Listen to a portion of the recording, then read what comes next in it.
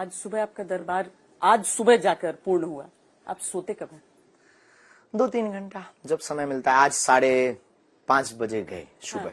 हाँ। 6:30 ऊपर पहुंच पाए, मिलते 6:30 पहुंच पाए, जहाँ छोटा सा स्थान बना है। और फिर आ गए थे 11-12 बजे, फिर बैठ गए थे। तो कुछ लोगों को वहां बैठक करना, यज्ञ की व्यवस्था जो हुई है यज्ञ उसके सामान को वापस करना, धीरे धीरे फिर नीचे आ गए। जिंदगी में सोते तो रहना ही है। जितनी श्वास है, जितना समय है समाज सेवा और सनातन के लिए लगा पावे। हमें लगता है कि बहुत कम समय में हमें बहुत लंबी यात्रा तय करनी है सनातन के लिए। इसलिए हम कोशिश करते हैं कि शरीर के लिए उतना भोजन जरूरी जितने से जिया जा सके। हम खाने के लिए नहीं जीते, जीने के लिए खाते। उम्र की ऊर्जा है या दोनों है, संकल्प की? सनातन का जुनून है, संकल्प का जुनून है, दृढ़ता है, इष्ट की कृपा है, और हनुमान जी की दया है, और उम्र की ऊर्जा है, और सत्य संकल्प का ये प्रभाव है। सभी श्रद्धालु आपकी प्रतीक्षा कर रहे हैं, लेकिन कुछ मुद्दों पर मैं आपसे जरूर पूछना चाहती हूँ। गौरक्षा पुण्य का काम है, पर गौरक्षा के लिए किसी इंसान की हत्या कितना सही है? देखो, हमारा सनातन धर्म हिंसा की बात ही नहीं करता। अहिंसा परमो धर्म। अगर आप हम पर आरोप लगाएंगे कि आप भी तो माला भाला की बात करते हैं, तो इस पर हमारा सीधा सिद्धांत मत सदैव यही रहा, भाला का अर्थ लोगों को दंडित करना नहीं, उनको उनकी असलियत बता करके झुकाना, आत्मरक्षा। तो गौ माता के लिए रक्षार्थ बहुत जरूरी है, परंतु शास्त्र ये भी कहता आतताई बधारणा। हम नहीं कहते, शास्त्र तो कहता है आतताई बधारणा। रावण जब नहीं माना, देखो भाई, एक व्यक्ति से अगर पूरा देश दूषित हो तो ऐसे व्यक्ति का वध ही उचित है।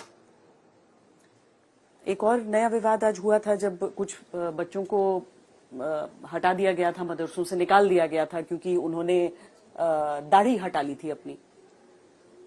ये धर्म की स्वतंत्रता, उनकी निज पंथ की मर्यादा। धर्म तो सनातन है, सनातन की बात है, धर्म तो सनातन है, ये उनकी निज पंथ की वैचारिक।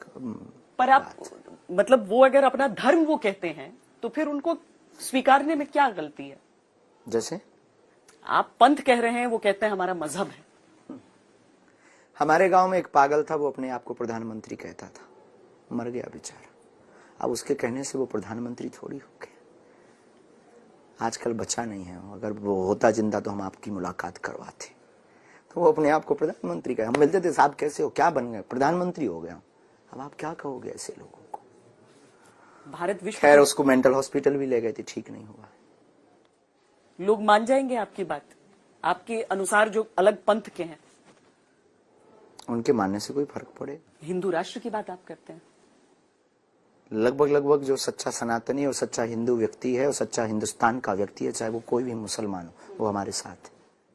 ये एक सामाजिक आंदोलन होगा या राजनीतिक? क्योंकि जब तक राजनीति नहीं मानती है, स्वीकार नहीं करती है, राष्ट्र हितैषी और सामाजिक समरसता हितैषी आंदोलन। इसके लिए भी आपको राजनेताओं का साथ नहीं चाहिए? बिल्कुल भी नहीं, क्या आवश्यकता है? आप साथ देंगे राजनेताओं का? बहुत सारे लोग बोलते हैं कि हम उनके साथ आशीर्वाद देते हैं, आपको भी दे रहे हैं, आपका भी मंगल हो, आपकी टीम को भी दे रहे हैं, जो आता है उसको आशीर्वाद देते हैं। हम तो घोषणा भी कर चुके हैं, हमारे पास राजनीतिक सपोर्ट के उद्देश्य से आना भी मत, आशीर्वाद की भावना। ये इस आयोजन के अंतिम दिन में हमने कहा भी है, हमारा ऐसा कोई भाव नहीं, हम क्यों साथ देंगे, बालाजी सबका साथ देंगे ना। हम कौन होते हैं? हम एक भारत के सिर्फ नागरिक हैं, हम कोई पॉलिटिक्स नहीं है, हम कोई विचारधारा नहीं है, हम कोई बहुत बड़ी टीम नहीं है, हम कोई बहुत बड़ा संघ नहीं है, हम कोई बहुत बड़ी लॉबी नहीं है, हम एक भारतीय नागरिक हैं, आम नागरिक। 26 साल की उम्र में एक बहुत बड़ी जिम्मेदारी नहीं उठा ली है आपने?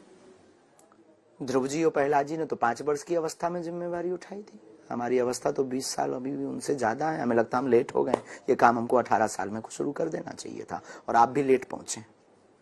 इस बात पर चर्चा करने के लिए लगभग, क्योंकि आपको कम इस देश को शायद 1947 में ये बात कर लेनी चाहिए थी, तो हमें जरूरत न पड़ती।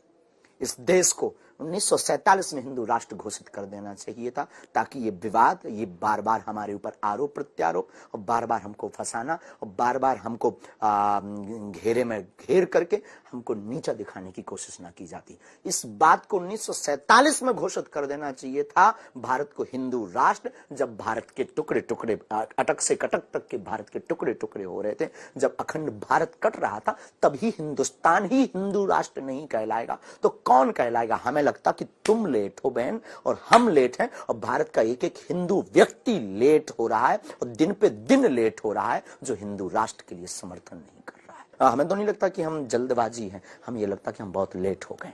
भारत को 1947 में हिंदू राष्ट्र घोषित होना चाहिए था। मुहिम हो गई है अब आपकी, एकमात्र लक्ष्य है सनातन हमारा एकमात्र लक्ष्य, हिंदू राष्ट्र हमारा एकमात्र लक्ष्य। आलोचना से भी कोई असर नहीं, आहत होते हैं? बिल्कुल भी नहीं, मुस्कुराते हैं आलोचना से। भगवान राम को भी लोग गालियां देते थे, हम तो आम हैं, हमें कोई मतलब फर्क भी नहीं पड़ता। Thank you very much, same to you बोल देते हैं रात को एकदम से 11 बजे, जब 12-1-2 बजे जाते हैं ना, हम बोल देते हैं सबको सेम टू यू। उनकी गाली उनको मुबारक। होली का त्योहार भी आने वाला है, भगवा रंग में सब रंगेंगे, भगवा रंग में रंगेंगे, बालाजी के रंग में सब रंगेंगे, क्या दिक्कत है? मतलब इसमें कोई राजनीतिक संकेत नहीं दे रहे हैं? बिल्कुल भी नहीं। राम रंग किसका राजनीति का है? किसकी बाप की बाप होती है? चंद्रमा हमारा भी और उनका भी, किसी की बाप की बाप होती है थोड़ी है चांद? नहीं, हनुमान जी किसी की बाप की बाप होती थोड़ी है, हिंदुस्तान किसी की बाप की बाप होती थोड़ी है। हमारे सबके पूर्वजों का देश है, भारत के एक एक नागरिक का देश हिंदुस्तान है। तो हम भगवान राम रंग में अगर कोई रंग रहा तो क्या दिक्कत है? हनुमान जी के रंग में कोई रंग रहा तो किसको क्या दिक्कत है? अगर किसी को दिक्कत है तो वो अपने आप को काले रंग में रंग ले, उससे हमें क्या दिक्कत?